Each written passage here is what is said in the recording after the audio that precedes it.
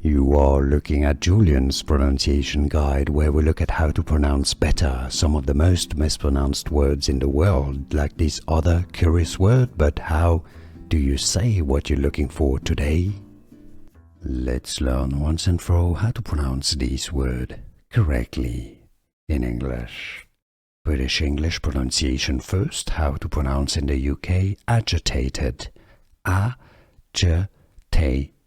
Stress on the first syllable.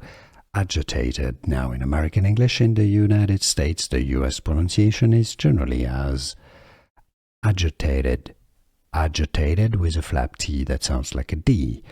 Agitated. The second one is a flap T. Agitated. Here are more videos on how to pronounce more confusing words and names too many mispronounced. Like this video if you found it useful. I appreciate your support. I'll see you soon and thanks for watching.